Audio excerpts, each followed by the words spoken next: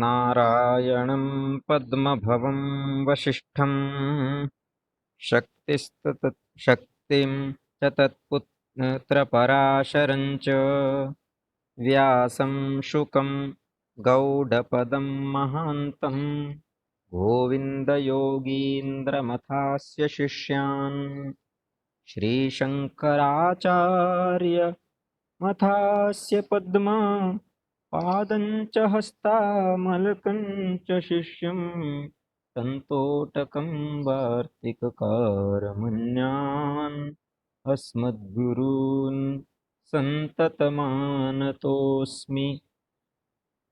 श्रुतिस्मृतिपुराणानामालयं करुणालयं नमामि भगवत्पादं शङ्करं लोकशङ्करम्।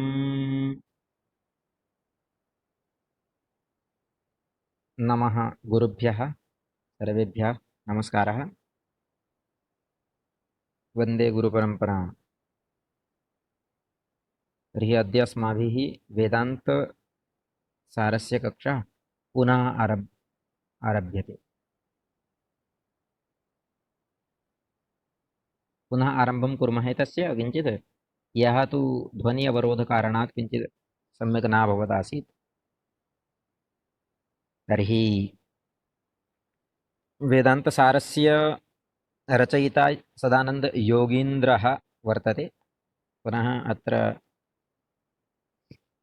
सुबोधिनी टीका अपि अस्माभिः किञ्चित् अवलोक्यते। यतोहि संस्कृतटीकाद्वारा अत्र ग्रन्थस्य अर्थः किञ्चित् सामीप्येन पुनः शुद्धतया अस्माभिः ग्रहीतुं शक्यते। वैसे तो हम सामान्य कोई हिंदी की टीका हो, कुछ भी और भी किसी गुरु के द्वारा पढ़ाया गया कुछ भी वो हो, उससे भी पढ़ सकते हैं, कोई बुराई नहीं है। लेकिन फिर भी अगर हमें संस्कृत की टीका मिल जाती है तो वो सर्वोत्तम है, वो सबसे बढ़िया है। किसी भी ग्रंथ के ऊपर अगर हमें संस्कृत की टीका मिलती है तो उससे हम उस ग्रंथ के अर्थ को बहुत निकटता से और शुद्धता के साथ समझ सकते हैं। तो संस्कृत टीका की यह विशेषता होती है। अभी हम संस्कृत टीका से ही इसको, संस्कृत टीका सहित ही इसको आरंभ करेंगे। और इसके मंगलाचरण में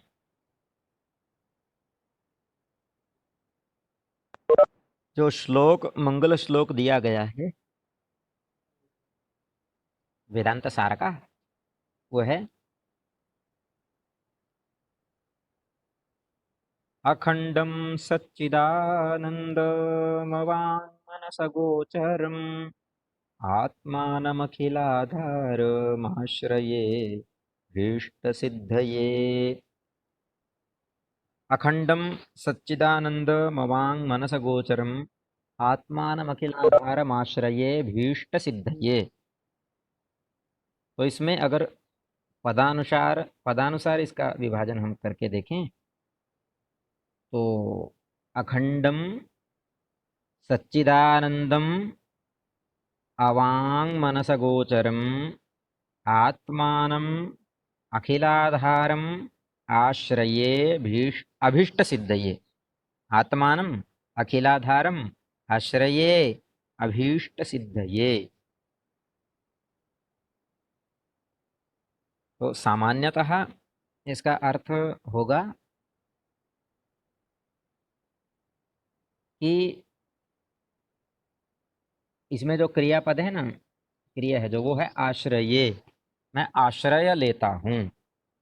अहम हस्तस्य शरणं स्वीकरोमि, आश्रयं स्वीकरोमि, आश्रये।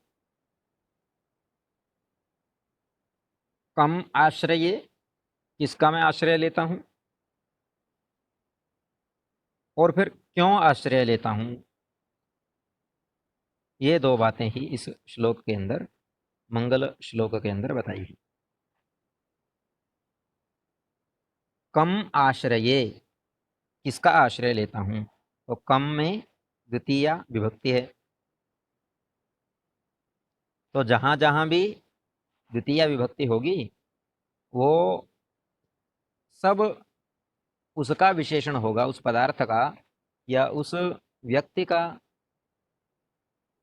उस तत्व का वो विशेषण है जिसका आश्रय लेने की यहाँ बात की जा रही है। तो अखंडम इसमें द्वितीय विभक्ति है जी। सच्चिदानंदम इसमें भी, अवांग मनस गोचरम इसमें भी द्वितीय है, आत्मानमखिलाधारम आत्मानम अत्रापि,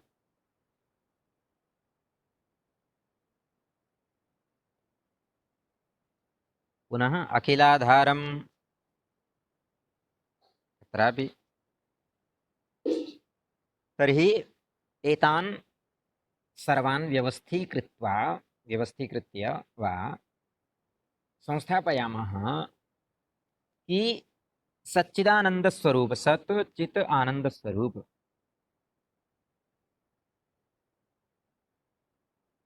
सत यस्य सत्ता वर्तते, यस्य सत्ता विषये अस्माकं संशयः नास्ति, यत् तस्य सत्ता अस्ति वा अथवा नास्ति एव। चित् स्वरूपः अर्थात् सः चैतन्य स्वरूपः अस्ति वा अथवा नास्ति इति अपि नास्ति शंका। पुनः आनंद स्वरूपः अस्ति वा इति अपि नास्ति संदेहः। तर्हि सच्चिदानन्दः, सत् च चित् च आनन्दश्च सः सच्चिदानन्दः। सत्स्वरूपः अपि चित्स्वरूपः अपि आनन्दस्वरूपः अपि तादृशः सः सच्चिदानन्दः। तं सच्चिदानन्दं द्वितीय, तम सच्चिदानंदम। अब सत सत चित है, आनंद है, कैसे आप निश्चित कर रहे हैं, तो आगे जब ग्रंथ को पढ़ा जाएगा ना, उसमें सारा ये सत चित आनंद वगैरह सब बातें खोल खोल के बताई जाएंगी और उनमें जो जो शंकाएं होंगी उनका भी निराकरण किया जाएगा।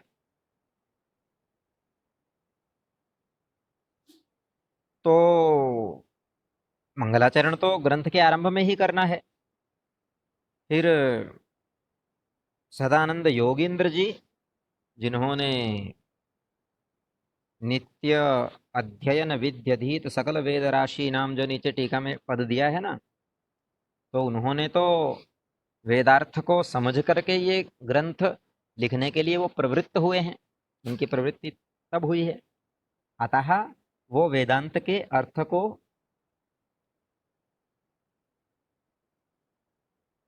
समझने के बाद ही इस ग्रंथ की रचना कर रहे हैं, तो वो अपनी ओर से पूर्णतः निश्चित हैं कि सच्चिदानंदम है वो सच्चिदानंद है, ऐसा अखंड। और आगे जब इस ग्रंथ को आगे हम भी पढ़ेंगे तो हमारे भी मन में ये पक्का हो जाएगा कि हाँ वो सच्चिदानंद है। अब सत चित आनंद स्वरूप सह कश्चन अस्ति, कः अस्ति पश्यामः, कौन है वो, देखते हैं आगे के शब्दों में। अवांग मनस गोचरम,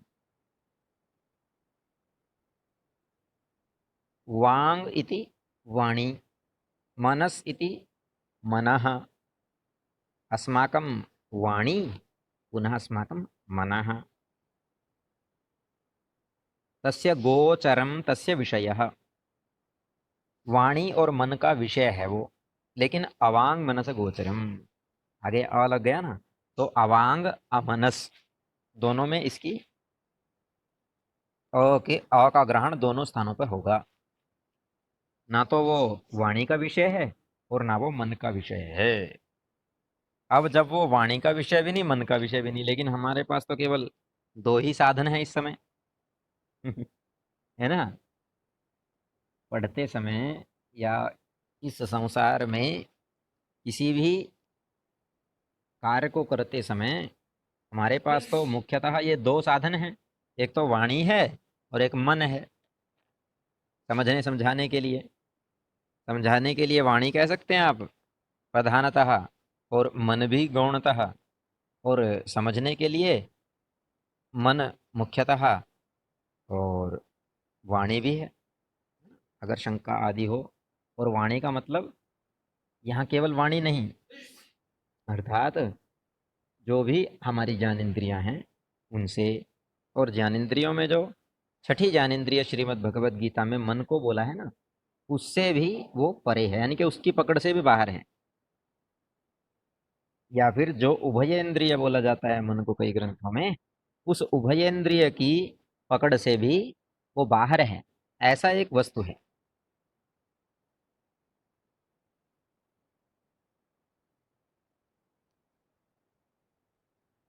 और कैसा है? अखंड है, अखंड स्वरूप है। अखंडम, अखंड वर्तते, अखंडः अस्ति सः, यस्य खंडः न शक्यते न खण्डयितुं शक्यः तादृशः अखंडः वर्तते। रितम अखंडम, उस अखंड को भी, तीन विशेषताएं यहाँ बता चुके हैं, और तीन विशेषताओं में भी छह वस्तुओं का उपयोग यहाँ पे किया गया है। सत स्वरूप है वो, चित स्वरूप है, आनंद स्वरूप है ना, ऐसा भी कहा। फिर वाणी का विषय नहीं, मन का विषय नहीं, फिर अखंड है वो, ऐसी बातें कही। तो सच्चिदानंद एक उसके लिए पद उपयोग कर दिया, अवांग मनस गोचर ये भी उसके लिए प्रयोग कर दिया, अखंड अखंड ये भी हो गया, और इन दो तीनों में द्वितीय विभक्ति लगा दी, क्योंकि कम आश्रय, ऐसा हमारा जो प्रश्न बना था उसका ये उत्तर हमें प्राप्त हो रहा है। आत्मानम, अपनी स्व को, स्व मतलब अपने आप को, आत्मा को, आत्मा का आश्रय लेता हूं ना मैं। और कैसी आत्मा? अखंड है वो, सच्चिदानंद है, अवांग मनस गोचर है, और अखिलाधारम, वो अखिलस्य आधारः अस्ति, अथवा अखिलानां पदार्थानां संपूर्णानां सकलानां आधारः, नींव है वो सभी की। उसके बिना हम सकल विश्व के एक छोटे से शकल की भी कल्पना नहीं कर सकते, सकल के शकल की कल्पना भी हम नहीं कर सकते, एक छोटे से टुकड़े की भी, अंश की भी कल्पना हम उसके बिना नहीं कर सकते हैं। ऐसा वो जो आत्म स्वरूप एक तत्व है, जिसको वेदांत में ब्रह्म करके बोला जाता है, ब्रह्म करके जिसको बताया जाता है, ऐसे उस अखंड सच्चिदानंद अवांग मनस गोचर अखिलाधार आत्मस्वरूप तत्व का आश्रय लेता हूं।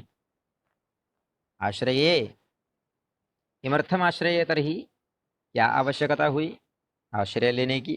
अभीष्ट सिद्ध, ये अभीष्ट की सिद्धि के लिए, जो मुझे अभीष्ट है उस अभीष्ट को सिद्ध करने के लिए, उस अभीष्ट को सफल करने के लिए मैं इस तत्व का आश्रय लेता हूं। ऐसा इस मंगल श्लोक का सामान्यतः अर्थ हो जाता है। अब संस्कृत टीका में इसको देखा जाए तो, इह खलु कश्चिन महापुरुषो नित्याध्ययन विध्यधीत सकल वेदराशीनां चिन्मात्राश्रय तद्रूप अद्वयानंद विषयानाद्य निर्वचनीय भावरूपा ज्ञान विलसितानंत भवानुष्ठित काम्य निषिद्ध वर्जित नित्य नैमित्तिक प्रायश्चित्तोपासना कर्मभिः सम्यक् प्रसन्नेश्वराणामिष्टिका चूर्णादि संघर्षितादर्श तलवदति निर्मलाशयानां नलिनीदलगतजलबिन्दुवद् हिरण्यगर्भादिस्तम्भपर्यन्तं जीवजातं स्वात्मवद् मृत्योरास्य अन्तर्गतं क्षणभङ्गुरं तापत्रयाग्निसन्दह्यमानमनिशम् आत्मनि अनुपश्यताम् अतिविवेकिना मत एवैहिकस्रक्चन्दनादिविषयभोगेभ्यः आमुष्मिकहैरण्यगर्भाद्यमृत भोगेभ्यश्च वान्ताशन इवाति निर्विण्णमानसानां शमादिसाधनसम्पन्नानामापाततो अधिगत अखिल पदा अखिल वेदार्थत्वाद् देहाद्यहङ्कारपर्यन्तं जडपदार्थ तद्विलक्षणस्वप्रकाशस्वरूपे प्रत्यगात्मनि ब्रह्मानन्दत्वे संशयापन्नानां तज्जिज्ञासूनामल्पश्रवणेन मूलाज्ञाननिवृत्तिपरमानन्दावाप्तिसिद्धये प्रकरणमारभमाणः समाप्तिप्रचयगमनादिफल फलकशिष्टाचारपरिप्राप्ते परिप्राप्तेष्टदेवतानमस्कारलक्षणमङ्गलाचरणस्यावश्यकर्तव्यतां प्रदर्शयन् लक्षणया अनुबन्धचतुष्टयं निरूपयन् परमात्मानं नमस्कुरुते अखंडम इत्यादिना। ये पूरा एक वाक्य है, कल भी हमने इस पे देखा था इसको। तो ये पूरा एक वाक्य है, बड़ा अद्भुत है संस्कृत के ग्रंथों का जो ये लेखन परंपरा है। लेकिन क्योंकि आज हम संस्कृत की टीकाएं नहीं पढ़ते हैं, इस कारण से ये संस्कृत की टीकाएं बहुत सारे ग्रंथों की प्रकाशित होनी भी बंद हो गई हैं, और जिस कारण से हम कई बार अर्थ को अनर्थ कर देते हैं। क्योंकि संस्कृत में जब टीका करेंगे तो कुछ उस अर्थ का जो उन शब्दों का तात्पर्य है वो सुरक्षित रहेगा, और अगर हम हिंदी में ही उसके अर्थों को करते रहेंगे तो जो हिंदी में उसकी व्याख्या करने वाला व्यक्ति है, टीका करने वाला व्यक्ति है, कई बार उसको उससे मिलते जुलते कोई शब्द नहीं प्राप्त होते मिलते। इस कारण से फिर वो काम चलाने के लिए किसी भी अन्य शब्द को उठा करके उसकी व्याख्या के रूप में रख देते हैं, जिससे वो अर्थ पूर्णतः विकृत हो जाता है।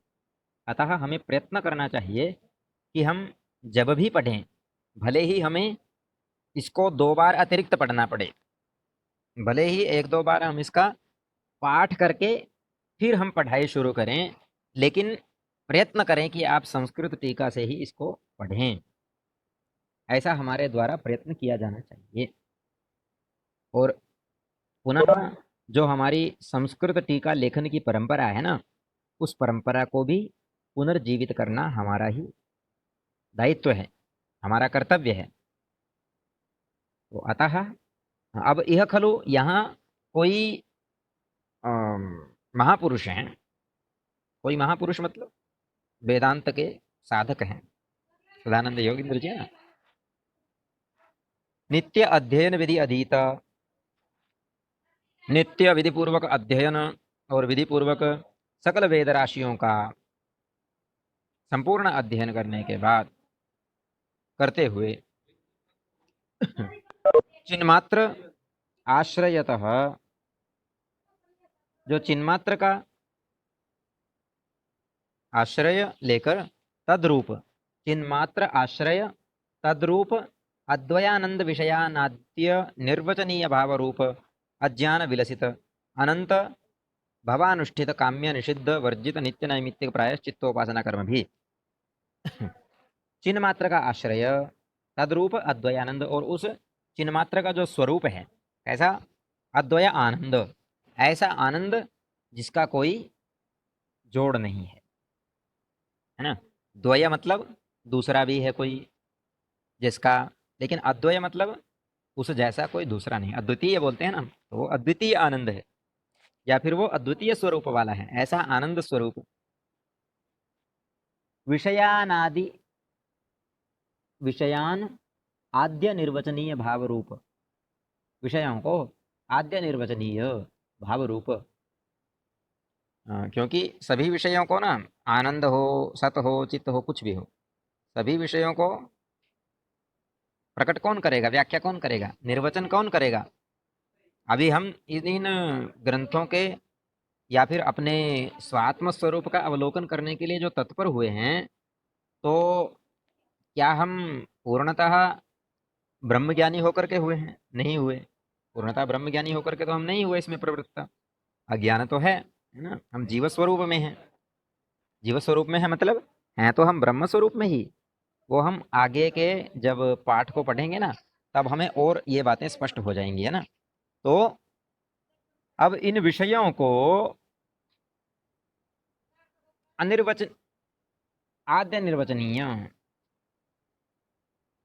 सबसे पहले, क्योंकि वाचारंभणम विकारः नामधेयम मृत्तिका एव सत्यम, जो उपनिषद में ऐसा वाक्य आता है कि वाचारंभणम विकारो नामधेयम मृत्तिका एव सत्यम, कि जो मिट्टी से हमने घड़ा बना दिया, हमने मिट्टी से चूल्हा बना दिया, हमने मिट्टी से आहारा बना दिया, है ना? और भी हमने मिट्टी से भिन्न भिन्न प्रकार के पदार्थ बना दिए, है ना? गांवों में हम चूल्हा, हारा और भी बहुत सारी वस्तुएं मिट्टी से बनाते हैं, लगभग सभी वस्तुएं ना, घर भी मिट्टी से। तो सारी चीजें मिट्टी से बना दी। वस्तुतः मिट्टी क्या है? स्वरूप उसका वास्तविक तो मिट्टी है, लेकिन चूल्हा, हारा और ईंट, मकान, घड़ा, सुराही, घर, ये सारी जो वस्तुएं हैं मिट्टी से बनी हुई, ये केवल वाचारंभणम, ये वाचारंभण के लिए है बस। यानी कि वाणी के व्यवहार मात्र के लिए हैं ये। यानी कि हमें वाणी के द्वारा व्यवहार चलाना है जो इस विश्व के अंदर, उसके लिए ही बस ये मिट्टी की वस्तुएं पृथक पृथक हैं। अन्यथा मृत्तिका एव सत्यम, वाचारंभणम विकारो नामधेयम मृत्तिका एव सत्यम, मिट्टी ही सत्य है वास्तव में तो। क्योंकि सत्यता का पता कब चलेगा? सत्यता का पता कुछ समय धैर्य रखने से चलेगा। जब कोई पदार्थ जीर्ण शीर्ण हो जाएगा, नष्ट हो जाएगा, तो अंत में किस स्वरूप में परिणत होगा? मिट्टी के स्वरूप में। चूल्हा भी मिट्टी के स्वरूप में परिणत हो जाएगा, आहारा भी, अंगीठी भी, सारी चीजें। तो जो आद्य निर्वचनीय भाव रूप अज्ञान विलसित, जिससे हम आद्य निर्वचन करते हैं, ऐसा आद्य निर्वचन योग्य, क्योंकि प्रारंभ में जब हम निर्वचन करेंगे तो उस सच्चिदानंद स्वरूप का भी हमारे इस जीव जीवात्मा में रहते हुए ही करेंगे, जीवात्मा भाव से ही करेंगे, तो वो अनिर्वचनीय भी है ना? अज्ञान स्वरूप है और भाव रूप भी है वो। यानी कि उसकी सत्ता नहीं है, ऐसा भी नहीं कि अज्ञान तो होता ही नहीं कुछ भाई, ऐसा भी नहीं हम कह सकते। वो भाव रूप है, यानी कि उसकी सत्ता है कोई अज्ञान की। भाव रूप अज्ञान, उस अज्ञान से, भाव रूप जो अज्ञान है उससे विलसित, उसके द्वारा युक्त अनंत भव, अनेकों जन्मों में, अनेक जन्म, है ना? भव का मतलब जन्म ऐसा होता है संस्कृत में। भव का एक अर्थ जन्म होता है। तो अनंत जन्मों में अनुष्ठित किए गए काम्य निषिद्ध वर्जित नित्य नैमित्तिक प्रायश्चित उपासना, काम्य निषिद्ध वर्जित नित्य नैमित्तिक प्रायश्चित और उपासना, ये जो 7 नाम इन्होंने दिए, ये कर्मों के नाम हैं। भिन्न भिन्न श्रेणियां हैं कर्मों की। कई काम्य कर्म होते हैं, कई निषिद्ध कर्म होते हैं, कई वर्जित कर्म होते हैं, कई नित्य हैं, कई नैमित्तिक हैं, कई प्रायश्चित्त हैं, कई उपासना आदि कर्म हैं। तो काम्य में तो कुछ कामना लेकर के हमें जब कोई कार्य करते हैं तो वो काम्य होते हैं। कई निषिद्ध होते हैं जिनका निषेध किया जाता है। कई वर्जित होते हैं, ये भी निषिद्ध की ही तरह के कर्म होते हैं। कुछ नित्य होते हैं जिनको प्रतिदिन हमें करना होता है। कुछ नैमित्तिक हैं, यानी कि नैमित्तिक अर्थात कुछ कोई निमित्त, विशिष्ट निमित्त जब होता है ना, जैसे पुत्रेष्टि याग इत्यादि, या फिर हम प्रतिवर्ष का कोई मेला है, मेले में गए, या फिर साल का कोई त्योहार है, होली है, दिवाली है, उसमें हम पूजन आदि करते हैं, वो नैमित्तिक है। नित्य तो नहीं करते हम, कोई एक निमित्त से, कोई एक विशिष्ट समय पर वो किए जाते हैं। प्रायश्चित्त हैं कुछ। अगर निषिद्ध या वर्जित कर्म हमारे से गलती से हो जाएं या हमने कर दिए, तो उनका निराकरण करने के लिए, पश्चाताप करने के लिए कुछ प्रायश्चित्त कर्म होते हैं, और कुछ उपासना स्वरूप कर्म होते हैं। उपासना किस लिए की जाती है, उसका भी आगे इस वेदांत सार में वर्णन किया जाएगा। उसमें कहा जाएगा कि शुद्धि बुद्धि के लिए किया जाता है, बुद्धि शुद्धि के लिए, है ना, बुद्धि को शुद्ध करने के लिए ये सारे किए जाते हैं कर्म। अब सम्यक प्रसन्न ईश्वराणामिष्टिका चूर्णादि संघर्षित आदर्श तलवद अति निर्मलाशयानां नलिनी दलगत जलबिंदुवद हिरण्यगर्भादि स्तंभ पर्यंतम जीवजातम स्वात्मनि स्वात्मवत मृत्यो आस्य अंतर्गत हेलो। क्षण भंगुरम। हाँ जी। नमस्कार सर। जी। सर, निषिद्ध कर्म और वर्जित कर्म ये दोनों एक है या इनमें कोई फर्क है? हाँ, वस्तुतः कुछ इसमें अंतर हो सकता है। निषिद्ध कर्म और वर्जित कर्म, शायद ऐसा है कि वैसे तो एक ही अर्थ इसका ले सकते हैं।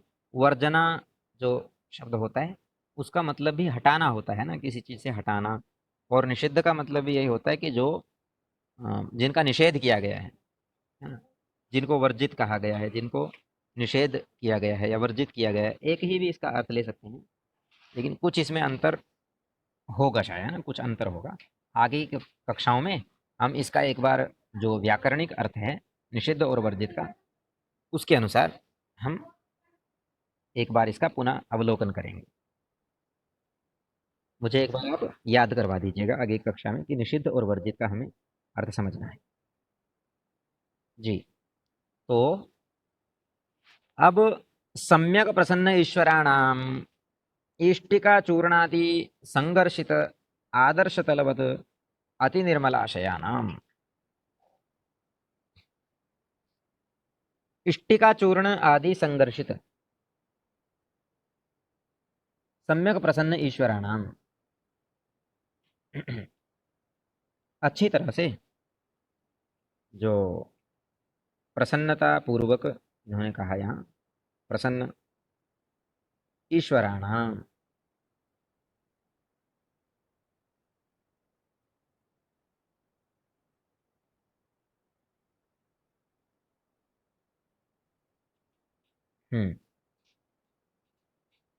अच्छी प्रकार से प्रसन्न ईश्वराणाम, प्रसन्नेश्वराणाम, प्रभु, ईश्वर का मतलब प्रभु जैसे होता है ना, तो क्योंकि यहाँ पे ईश्वर हो या कुछ भी हो, कोई भी तत्व हो, परमात्मा हो, कुछ भी हो, वस्तुतः वो आत्मस्वरूप ही है, ऐसा हमारे द्वारा समझा जाता है।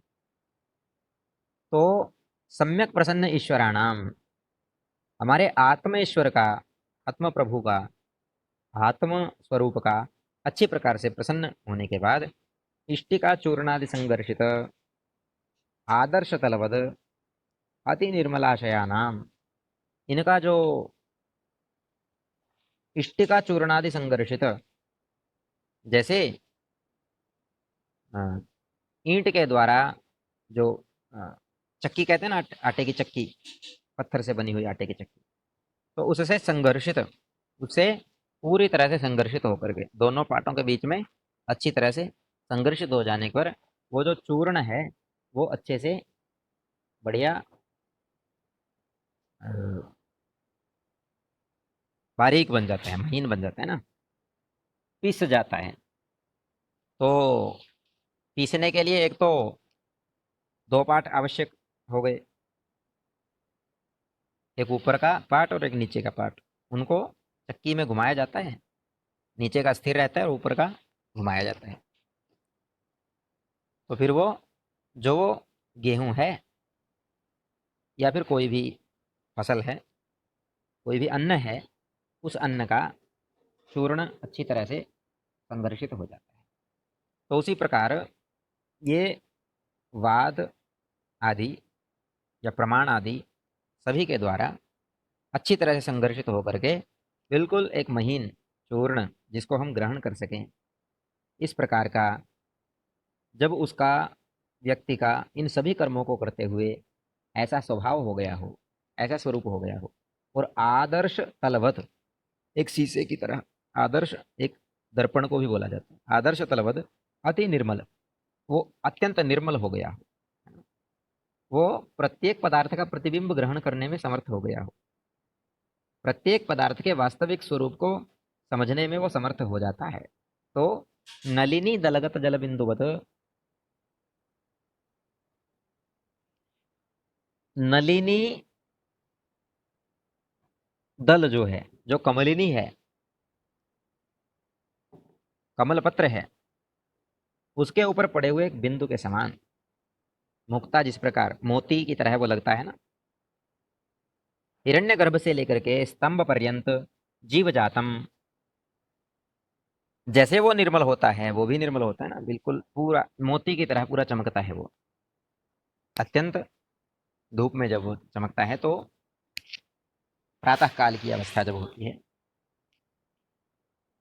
और जैसा उस नलिनी पत्र में अत्यंत स्वच्छ प्रतिबिंब की तरह वो लगता है, उसी प्रकार से हिरण्यगर्भ से लेकर के स्तंभ पर्यंत जो ठूंठ है, हिरण्यगर्भ सृष्टि आरंभ तत्व से लेकर के स्तंभ कोई एक ठूंठ जिसको हम जड़ बोलते हैं, बिल्कुल जड़ है, ये निर्जीव है ऐसा बोलते हैं कई बार, सूख चुका कोई चट्टान है या कोई ठूंठ है,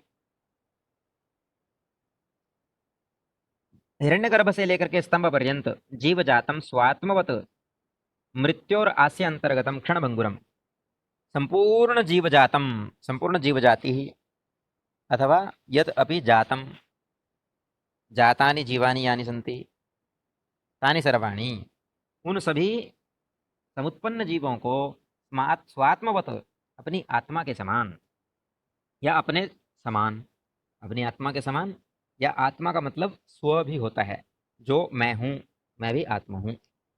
तो आत्मा कई बार शब्द को बोला जाता है जब दर्शन में, तो उससे मेरे संपूर्ण पिंड का ग्रहण होता है, शरीर सहित जो भी इसमें इस पैकेज में है ना, उस सभी को आत्म करके भी ग्रहण किया जाता है। तो स्वात्मवत मृत्योर आस्य अंतर्गतम क्षण भंगुरम, अपने समान ही मृत्यु के मुंह में विद्यमान, मृत्यो हो आस्य अंतर्गतम, आस्य मतलब मुख, आस्य का अर्थ यहाँ मुख है, तो मृत्यु के मुख में स्थित क्षण भंगुरम, क्षण में विनष्ट होने वाला, क्षण भंगुरम क्षण क्षण में विनष्ट होने वाला है, प्रतिक्षण परिवर्तनशील, और वस्तुतः जब मृत्यु ऐसा एक निश्चित जो शब्द है, जो सत्य है, उसको बोला जाता है, तो क्षण भंगुरता स्वतः हमारे सामने प्रकट हो जाती है, उसे समझाने की आवश्यकता नहीं होती है, क्योंकि प्रत्येक जो पदार्थ है जिसका उत्पत्ति हुई है उसका विनाश होना निश्चित है, जो उत्पन्न है, जो केवल उसकी बात है। तो जो क्षण भंगुर है ऐसा, और तापत्रय अग्नि संदह्यमानम, हम इस जीव स्वरूप में जिस समय हमें स्वात्म का बोध नहीं है, उस समय तीनों तापों की अग्नि से संदह्यमान है, जलाए जा रहे हैं, जल रहे हैं, अनिशम निरंतर, आत्मनि अनुपश्यताम। हेलो। हाँ जी, नमो नमः गुरु जी। हाँ जी, नमो नमः जी, धर्मवीर जी। हाँ जी सर जी, ठीक हो? हाँ ठीक है जी, जी जी। अच्छा सर, पूछना था, ये 3 प्रकार की अग्नि कौन सी है सर? 3 प्रकार की अग्नि, एक तो होती है आहवनीय अग्नि, है ना? वस्तुतः यहाँ जो शब्द कहा गया है ना, ये तापत्रय की अग्नि ऐसा शब्द है। वैसे 3 प्रकार की अग्नि भी आपको बता रहे हैं, लेकिन जो इस टीका के अंदर जो अर्थ है, उस शब्द का तापत्रय कहा गया है इसमें। तापत्रय 3 ताप होते हैं, 3 दुख होते हैं। उन 3 दुखों में आध्यात्मिक, आधि भौतिक और आधि दैविक, ये यहाँ पे अर्थ है। और इन तीनों जो दुख हैं, इन तीनों दुखों की जो अग्नि है, क्योंकि दुख हमें जलाते हैं, दुख हमें दुखी करते हैं ना, वो बहुत ज़्यादा पीड़ित कर देते हैं। ऐसा लगता है कि भाई बस अ, कुछ जीवन नहीं है ऐसा, जब दुखी हो व्यक्ति। तो वस्तुतः यहाँ तापत्रय का मतलब है कि 3 ताप जो हैं, 3 दुख जो हैं, जो सांख्यकारिका में दुःखत्रयाभिघाता जिज्ञासा ऐसा बोला था ना, और उसमें आध्यात्मिक, आधि भौतिक, आधि दैविक ऐसा कहा गया है उसमें। लेकिन अगर 3 प्रकार की अग्नि आप जानना चाह रहे हैं, तो गार्हपत्य, आहवनीय और दक्षिणाग्नि ऐसी हैं। गार्हपत्य अग्नि को जो गृहपति, ऐसा इस शब्द से बना है, जो गृह के पति है, यानी कि गृह के स्वामी है।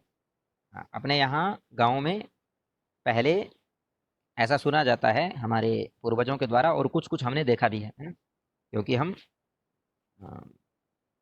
90 के बाद के जन्म ग्रहण करता है ना? तो उसके बाद कुछ ऐसा बचा हुआ था, जिसमें अग्नि को रात्रि में, जैसे एक हारा होता है ना हमारे गाँव में, हारा मिट्टी का बना हुआ, उसमें या फिर चूल्हे आदि में भी उसको दबा दिया जाता था राख के द्वारा। एक उसके ऊपर जैसे गोबर का जो अपने यहाँ मोटा जो उपला होता है ना, जिसको गोस्सा बोलते हैं, तो उस गोस्से से अग्नि को दबा दिया जाता था। एक गोस्सा रख के और उसके ऊपर ठंडी राख डाल दी जाती थी, जिससे वो रात्रि सुलगता रहता था, थोड़ा-थोड़ा करके। और प्रातः काल भी जब हम देखते थे ना, तो उसमें अग्नि विद्यमान होती थी। तो अब उस अग्नि का जो है, उस अग्नि को गृहपति बोला जाता था। और वस्तुतः गृहपति क्यों होता था वो? जब भी किसी व्यक्ति का पाणी ग्रहण जो विवाह संस्कार होता था, उस विवाह संस्कार में जो अग्नि परिक्रमा की जाती है, जो फेरे लिए जाते हैं ना, उस अग्नि परिक्रमा में विद्यमान जो अग्नि होती है, वो विधि पूर्वक उस दंपति के द्वारा ग्रहण की जाती है, उसका आह्वान किया जाता है ना, घर के अंदर।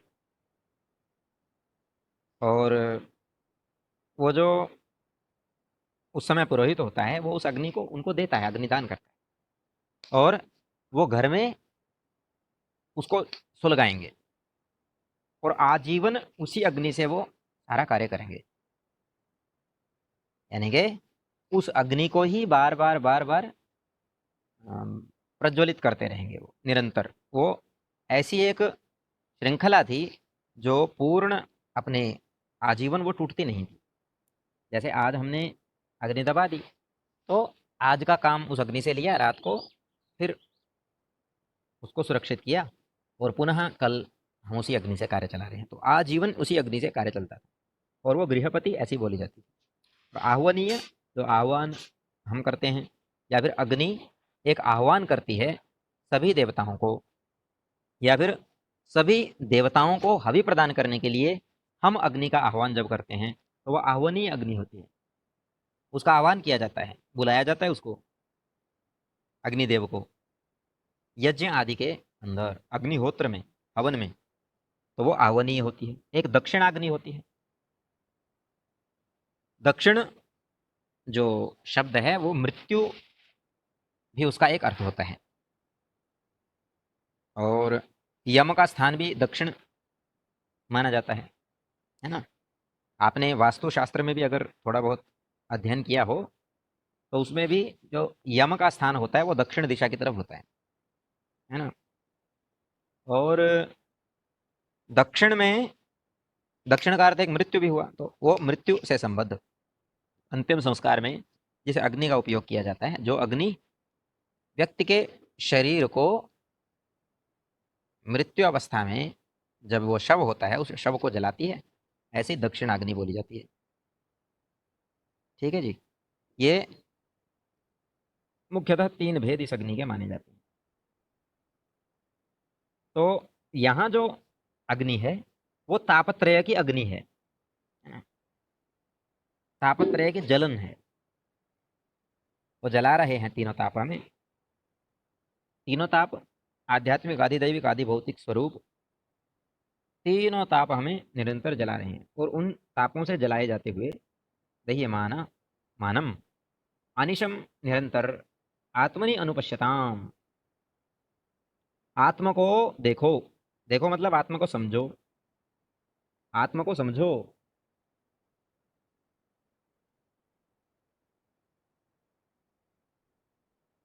आत्मा को समझो। पश्यताम अति विवेकी नाम।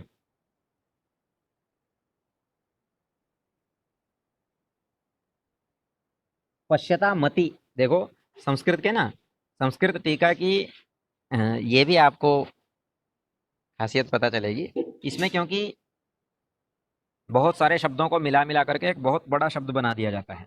कई बार कई टीकाओं में ऐसी शैली होती है। तो उसमें हमने एक बार ऐसा भी सुना था कि हमारे जो प्राचीन ग्रंथ होते थे ना, उनमें शब्दों को तोड़ तोड़ के नहीं लिखा जाता था। प्राचीन जो मनुष्य जो पांडुलिपियां हैं, जो मैन्युस्क्रिप्ट हैं, उनमें सभी शब्दों को जोड़ के ही लिखा जाता था। और पढ़ने वाला फिर उनको अपने हिसाब से वो, या उस ग्रंथ के संदर्भ के हिसाब से वो उसका एक विवेचन करता था ना, विश्लेषण करता था। अब हम इसको अनुपश्यताम ऐसा देख रहे हैं ना, अति विवेकी नाम ये भी देख रहे हैं, लेकिन आत्मनि अनुपश्यता ऐसा इसका मुझे लग रहा है, ऐसा इसका विग्रह होगा। या शब्द को जब हम अलग करेंगे तो अनुपश्यता देखते हुए, देखने वाले का, देखते हुए के द्वारा, ऐसा तृतीय में आत्मनि अनुपश्यता।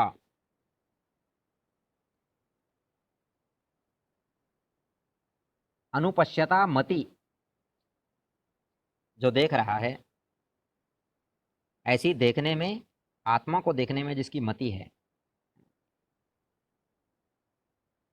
अथवा अनुपश्यताम देखो अति विवेकी नाम, जो अति विवेकी हैं, यानी कि जो विवेचन करने योग्य हैं, विवेक बुद्धि से कार्य लेते हैं, उनकी अतएव इसीलिए ऐहिक स्रक चंदनादि विषय भोगिभ्यः,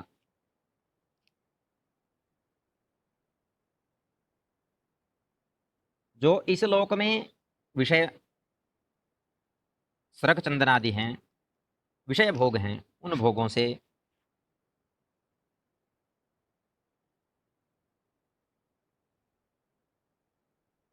या आमुष्मिक मतलब जो परलोक के, कैसे परलोक के, हैरण्य गर्भाद्यमृत भोगेभ्यश्च,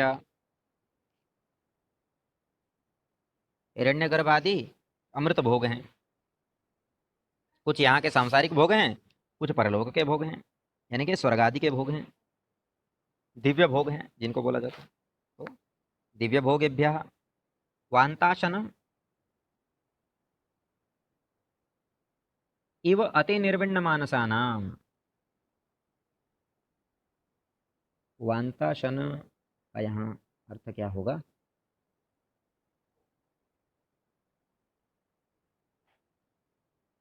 वैसे अशन एक शब्द बोला जाता है, अशन, अंतः अशन, ऐसा कोई अर्थ शायद इसका होगा। वह अंतः अशन, जो आंतरिक अपने स्वरूप का भोग है, अंतः अशनम, है ना।